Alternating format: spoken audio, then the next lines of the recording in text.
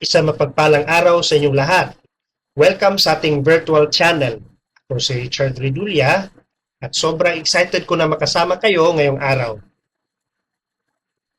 Nais ko magpasalamat ng malaki sa Jeremy Sue, sa The Primeros, sa inyong organization president na si John Osilecre Camara, at sa inyong advisor na si Engineer Illinois Mondihar Jr. para sa napakagandang training program na ito. Sa lahat ng mga college students na nanonood natin ngayon, alam ko na marami sa inyo ang medyo natatakot kapag naririnig ang salitang music theory. Baka iniisip niyo, Sir, gusto ko lang naman kumanta o tumugtog. Hindi ko marunong magbasa ng nota. Huwag kayong mag-alala. Ngayong araw, tatanggalin natin ang mga nakakahilong math. Magsisimula tayo sa absolute zero. Pagkatapos ng approximately 150-minute session na ito, hindi lang kayo basta magbabasa ng nota, maintindihan nyo rin kung paano gumagana ang mga chord families at makakasulat kayo ng inyong kauna-unahang melody. Alright? Handa na ba kayo?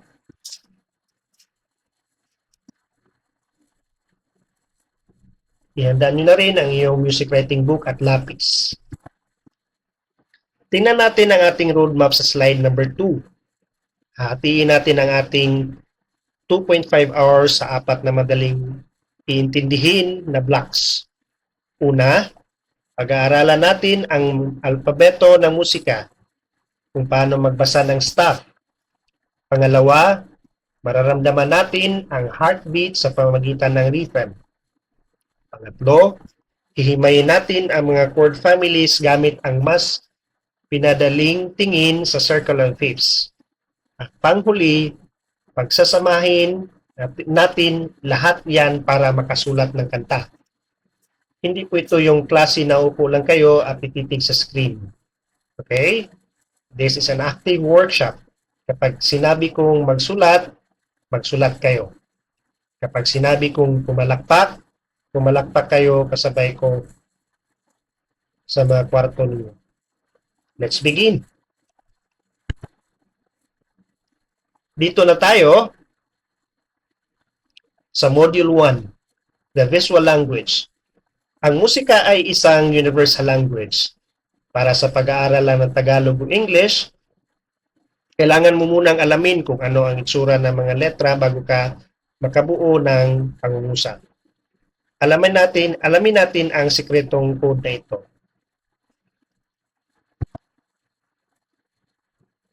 Tingnan natin ang slide 4. Ang English alphabet ay may 26 letters. Kaya, medyo komplikado. Pero ang alpabeto ng musika, napakasimple lang. 7 lang ang letra na ginagamit natin. A, B, C, D, E, F, at G. Yun lang po talaga. Ano ang mangyayari pagkatapos ng G? Walang letrang H, mga kapatid. Babalik lang tayo ulit sa letrang A. Pakinggan nyo ito sa aking instrumento. Ito ay C. Kung aakyat ako, D, E, F, G, A, B. At tingnan nyo, ang susunod na nota ay mas mataas ang tunog pero kapareho pa rin ng karakter ng unang nota. Ayun. Ang distansya mula sa mababang C papunta sa mataas na C ay tinatawag nating octave. Parehong letra, nag-iba lang ng palapag ng gusali. Ngayon, paano naman natin isulat ang 7 letra? Gumagamit tayo ng tinatawag na the staff na nakikita niyo sa slide number 5. Binubuo ito ng eksaktong 5 lines at 4 spaces. Tandaan, ang napakahalagang rule na ito. Primeros, lagi nating binibilang ang mga lines at spaces mula sa ibaba pataas. Ang line 1 ay nasa pinakailalim. Ang line 5 ay nasa pinakatuktok. Parang hagdanan lang yan. Habang umakyat ang nota sa hagdan, mas tumataas ang tunog nito.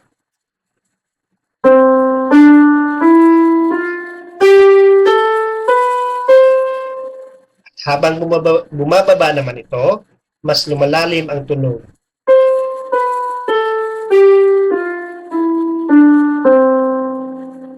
Alright.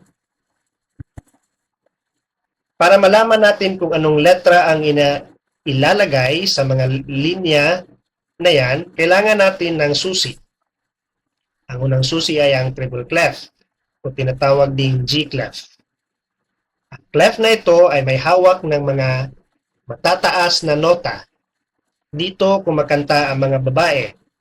O dito tumutugtog ang gitara at ang kanang kamay sa piano. Narito ang mga shortcuts para madaling matandaan.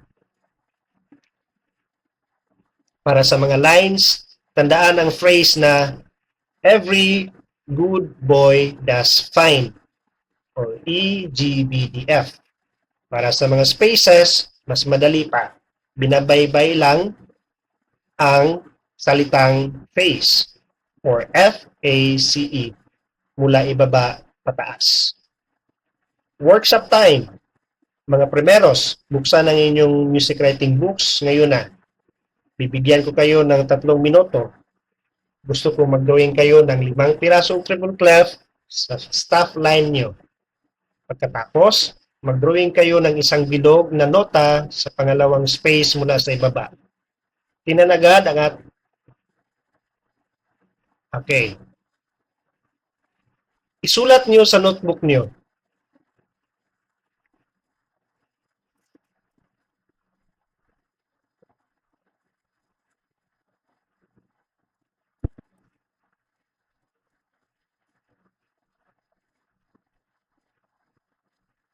Napakahusay nyo sa treble clef. Ngayon naman, tingnan natin ang slide number 7.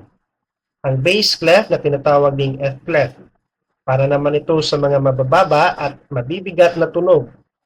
Ang bass guitar, ang kalawang kamay sa piano, at ang malalim na boses ng mga lalaki sa ating ensemble. Mukha siyang nakasimangot na hugis na may 2 tuldok sa paligid ng F line. Mag-iiba ang ating shortcuts dito ha. Para sa mga lines, gagamitin natin ang good boys do fine always or GBDFA. Para sa mga spaces naman, tandaan ang all cows eat grass. Workshop time. Maglaan ulit tayo ng 3 minuto para magpa-practice. At sa inyong music books, mag-drawing ng 3 pirasong bass clef. Pagkatapos, maglagay ng nota sa pinakaunang space sa ilalim. Ayon sa all cows eat grass, anong nota yan?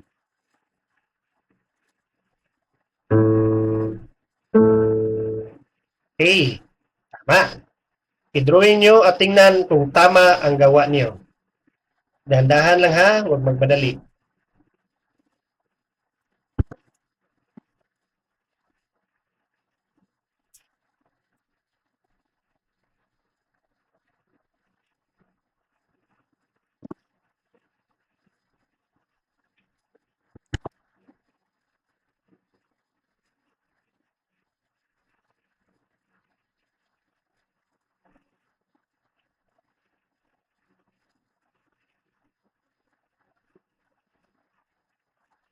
Tapos na ba?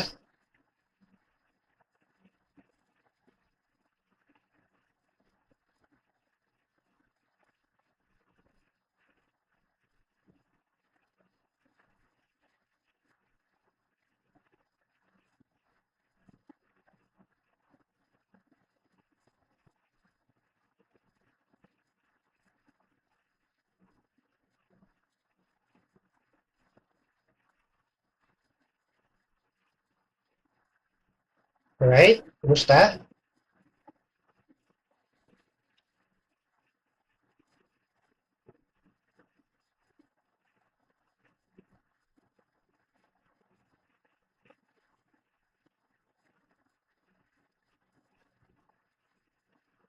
Sige nga.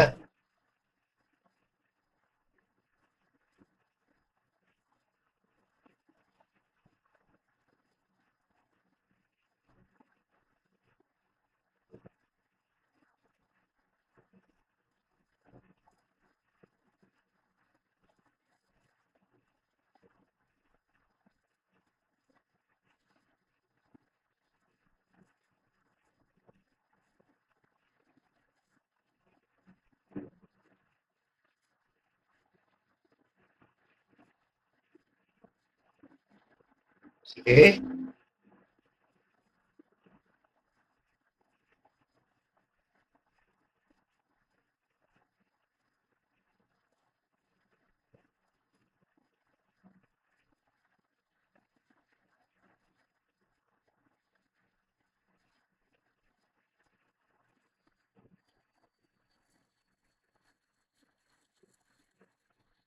Napakahusay. Alam na natin kung paano hanapin ang pitch o tunog ng nota. Pero, ang pitch ay walang buhay kung walang galaw.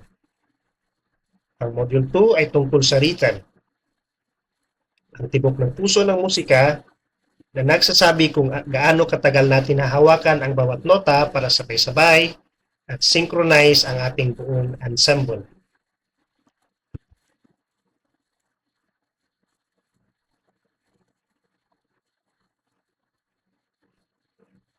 Tingnan natin ang slide number 9. May iba't ibang hugis ang mga nota para sabihin sa atin kung gaano sila katagal tutugtugin.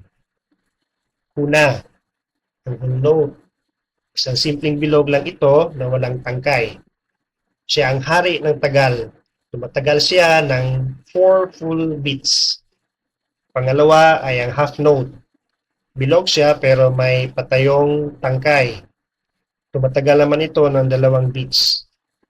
Pangatlo ay quarter note, which is unfortunately iba yung nasa picture.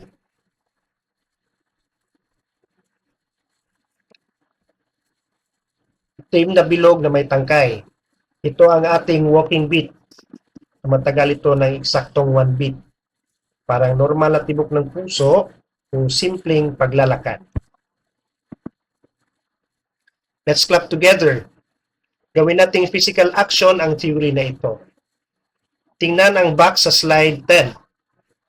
Magbibilang ako hanggang 4 para sa ating tempo.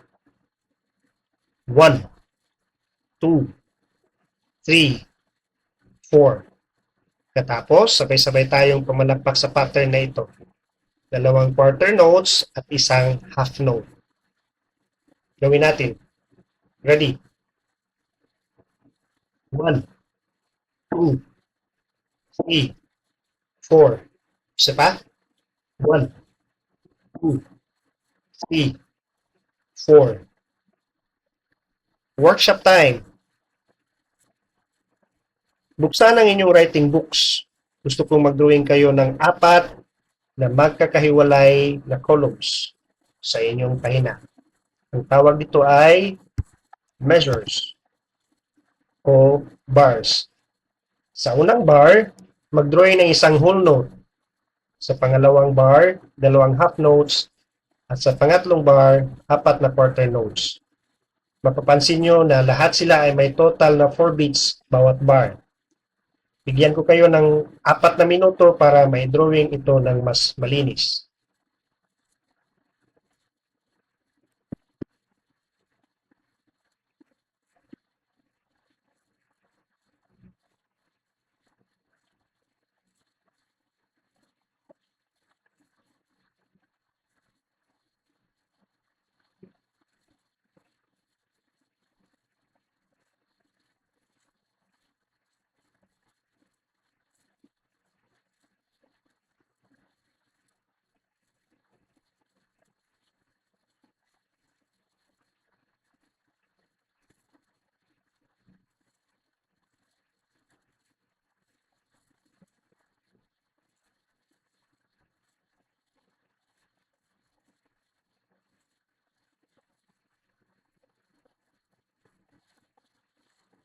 Okay?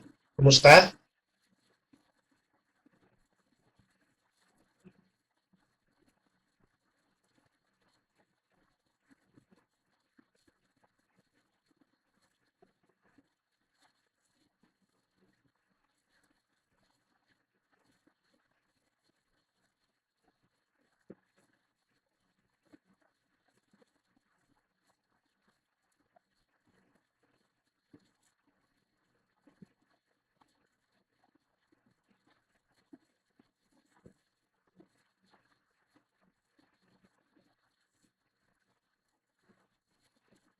Right?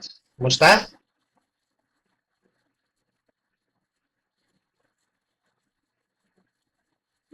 Okay. Napagkagaling nyo primeros. Ngayon naman, pumapasok na tayo sa Module 3, the key map. Dito natin pag-aralan ang circle of fifths. Alam kong parang nakakatakot pakinggan na parang advanced math, pero isipin nyo na lang na isa itong simpleng mapa ng subdivision na nagpapakita kung sino-sinong nota ang magkakamag-anak. What is the key? Sinasagot ng slide 12 ang isang simpleng tanong. Ano ba talaga ang ibig sabihin ng key? Ang key ay ang family of nodes o pamilya ng mga nota na magandang pakinggan kapag nagsama-sama. Bakit natin kailangan ng mapatulad ng circle of fifths? Kasi may mga pamilya ng nota na puro white keys lang ang ginagamit. Habang ang ibang pamilya naman ay kailangang baguhin ang isang nota para maging mas mataas ng kaunti. Ang tawag ay sharp. O mas mababa ng kaunti, ang tawag naman ay flat. Para lang manatiling maganda ang tunog ng pamilya nila. Ang circle, ang nagpapakita nito ng perpekto.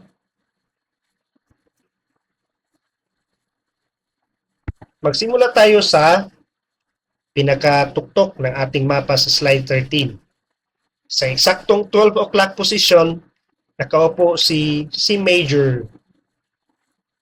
Si C major ang tinatawag nating home base. Meron siyang 0 sharps at 0 flats. Napakalinis niya dahil white keys lang sa piano ang ginagamit niya.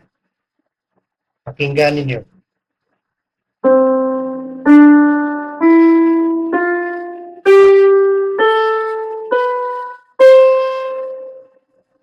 Okay, balance na balance. Ang tunog, walang binago. Workshop time. Buksan ang bagong pahina sa iyong writing book. Mag-drawing ng isang malaking bilog na kakasya sa kalahati ng papel sa pinakatuktok sa 12 o'clock position. Isulat ang malaking letrang C. Sa ilalim nito, isulat ang 0 sharps at 0 flats. Ito ang inyong magiging starting point sa inyong sariling mapa. Ngayon, tingnan natin ang slide 14 para bisitahin ang mga pinakamalapit na kapitbahay ni C major. Kung hahakbang tayo ng isang beses pa kanan, papunta sa 1 o'clock position, makakarating tayo kay G major. Dahil si G na ang bagong team captain o home note natin, kailangan nating magpalit ng isang miyembro sa listahan ng pamilya para manatiling tama ang tunog ng scale formula natin. Tatanggalin natin si F natural at papasukin natin si F sharp. Kaya, si G major ay may eksaktong isang sharp. Pakinggan nyo kung nakalimutan ko ang sharp na yan.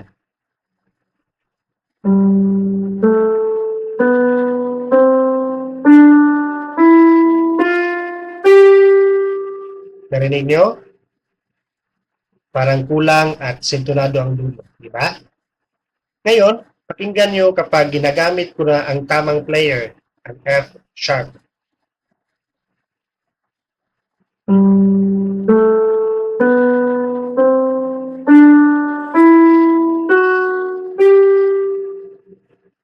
Yan. Perfecto. Ngayon naman, tumingin tayo sa kaliwa ni C sa 11 o'clock position. Ito naman si F major. Ang captain niya ay si F at ang pamilya niya ay nangangailangan naman ng isang flat na tatama sa litrang B or B flat. Pakinggan natin ang F major.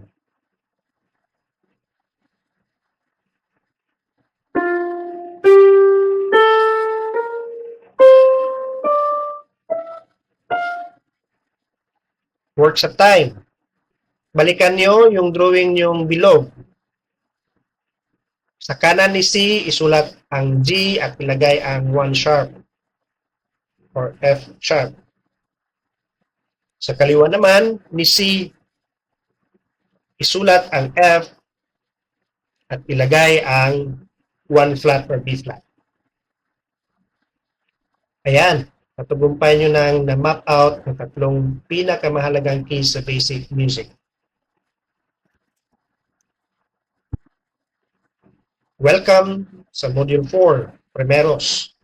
Alam na natin kung paano magbasa ng paisa-isang nota ng pahiga. Ngayon naman, ipapatong-patong natin sila ng patayo para makabuo ng mga chords. Dito nagmumula ang tunay na ganda, kapal at lakas ng tunog ng ating ensemble.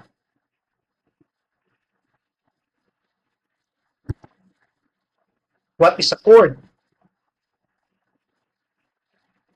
Tingnan natin ang slide 16. Ang isang nota ay parang isang tao lang na kumakanta. Pero ang chord ay kapag may tatlo o higit pang nota na tinutugtog ng magkakasabay sa eksaktong oras.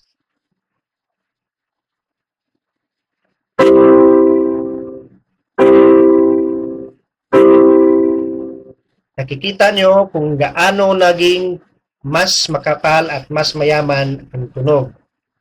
Parang isang musical sandwich kung saan maayos na nakapatong ang mga nota sa isa't isa. Bilang mga beginners, hindi nyo muna kailangang pahirapan ang sarili nyo sa mas na mga chords. Ang gusto ko muna ay mag-focus kayo sa feeling o emosyon na binibigay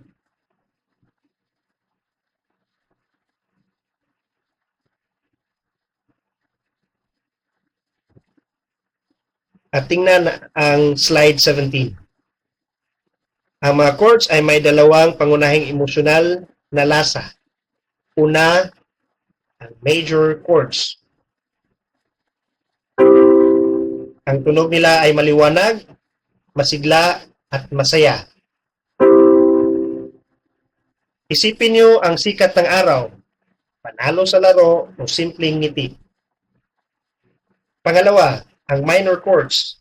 Sa pagbabago lang ng ating nota sa gitna, biglang mag-iiba ang mood nito tungo sa madilim, malungkot, o misteryosong tunog.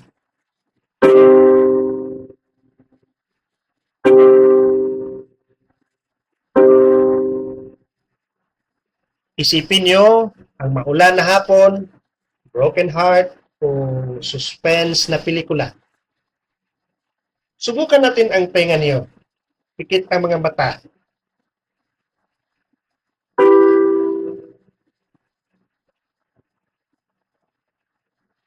Ito ba'y happy o sad?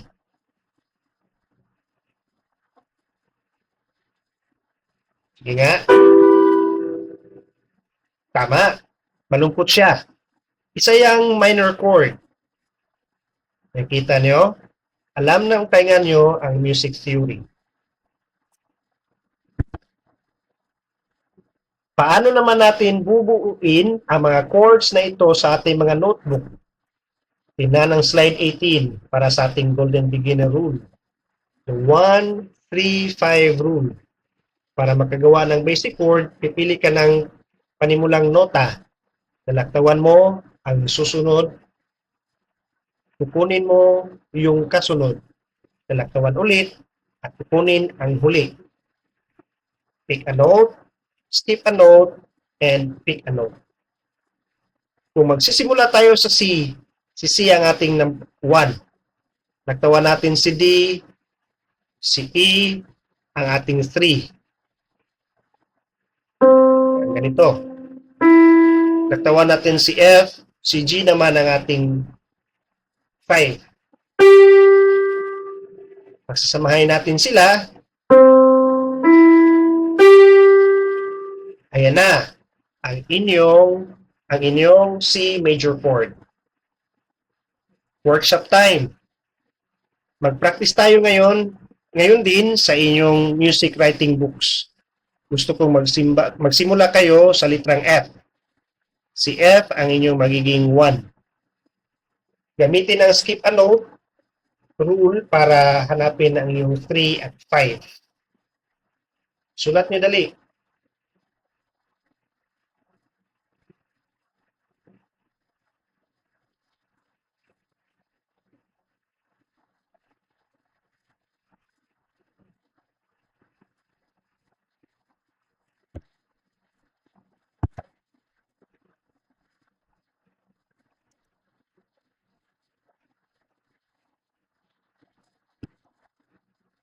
Okay.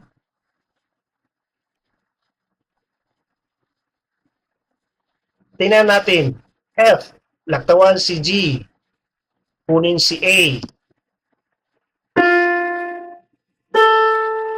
Kunin si C.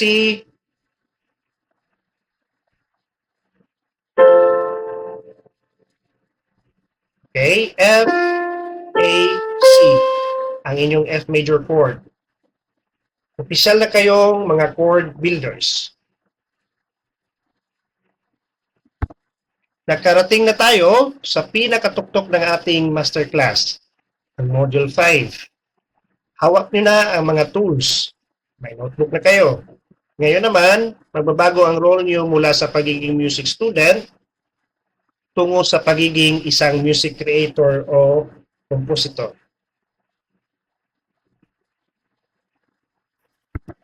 Tingnan ang slide number 20. Ang madalas na pagkakamali ng mga beginners sa pagsusulat ng kanta ay sinusubukan nilang gumamit ng napakaraming nota agad, kaya sila nalilito. Ang sikreto ko ay magsimula sa 3 nota lang. Kunin natin ang 3 nota lang. Kunin natin ang mga nota mula sa ginawa nating sandwich kanina. C, E, G. Tingnan ang challenge box sa slide. Gusto kong maglaan ang lahat ng 5 minuto ngayon din sa inyong mga writing books para makasulat ng isang 4-beat rhythm gamit lamang ang kombinasyon ng C, E, O, G sa inyong treble clef. Halimbawa, pwede nyo isulat C, E, G, G o kaya naman C, C, E, G. Sulat niyo ang code na yan at subukan niyong kantahin o iham ng malakas. Narinig niyo? Biglang nagmukhang totoong kanta ang melodiya niya. Di ba? Sige na, sulat ang inyong kauna-unahang 3-note masterpiece ngayon.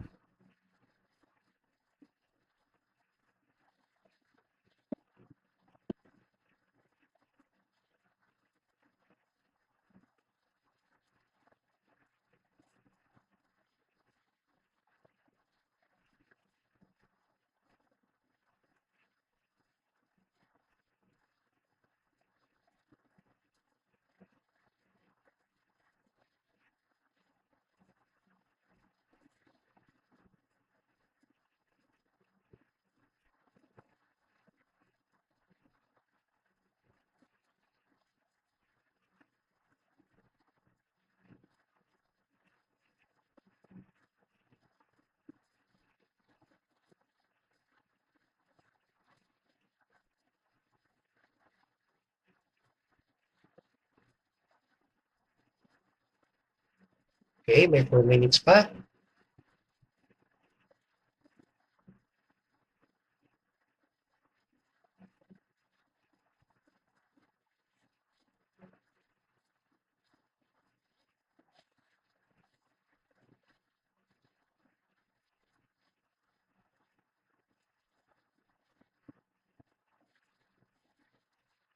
Alright, kumusta?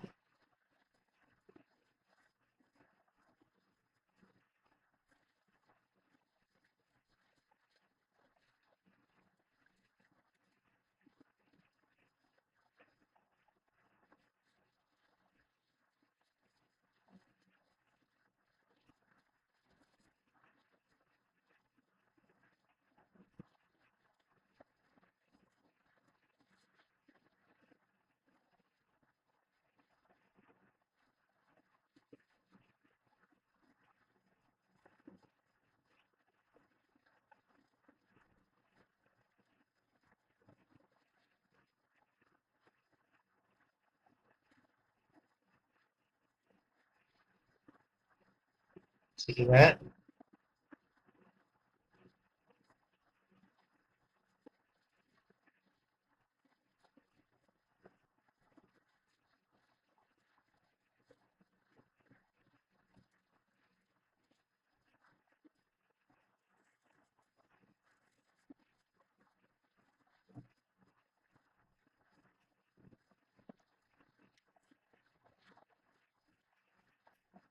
Alright.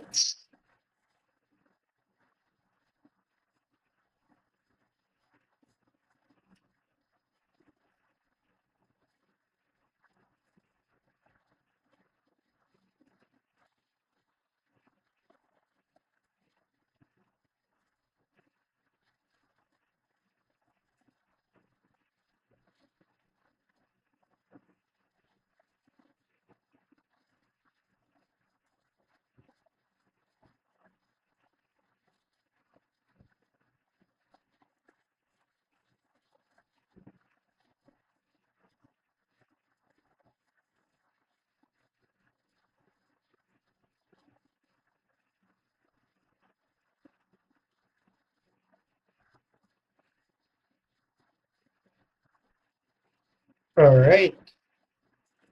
Sige.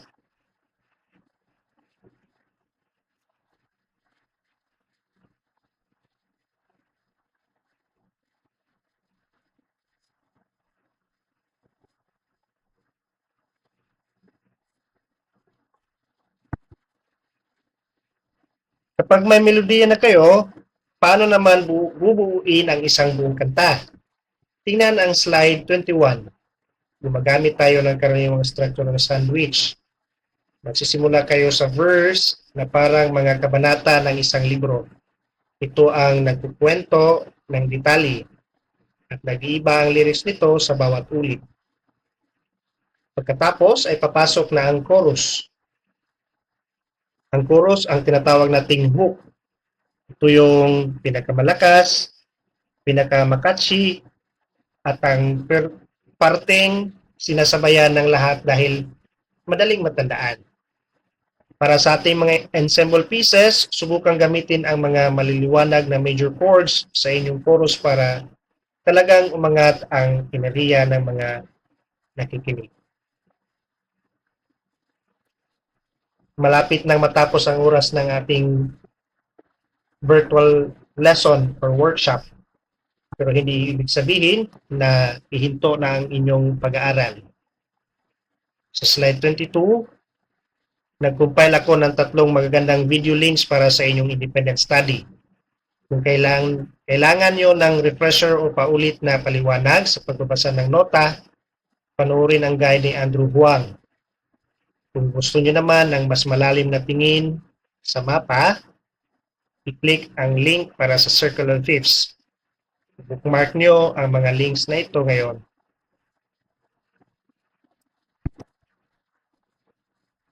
Magkaroon tayo ng huling inventory check sa slide 23 bago tayo mag-sign off. Tanungin ang sarili, kaya mo na bang pangalanan ang 7 musical letters? Kaya mo na bang mag-drawing ng malinis na treble clef? Naunawaan mo na ba ang emosyon sa pagitan ng major at minor chord? Nakapagsulat ka ba ng unang 3-note melody sa notebook mo? Kung yes, ang sagot mo sa mga ito, matagumpay mo natapos ang ating introductory training course.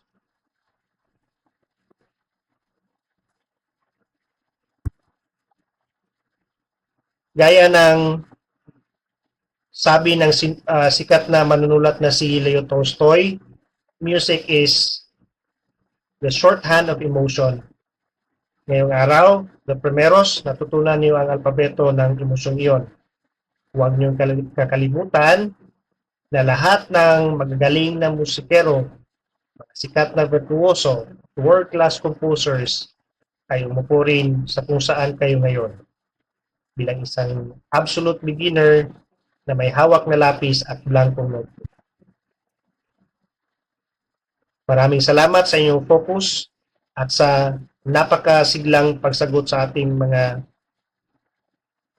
activities. Mangyaring iwanan ang iyong mga tanong sa loobin o kahit ang mga drawing nyo ng scale sa comment section sa baba ng video na ito. Huwag nyo rin kalimutang mag-like, mag-subscribe para lagi tayong connected sa ating segment. Yun po. Maraming salamat sa pakikinig.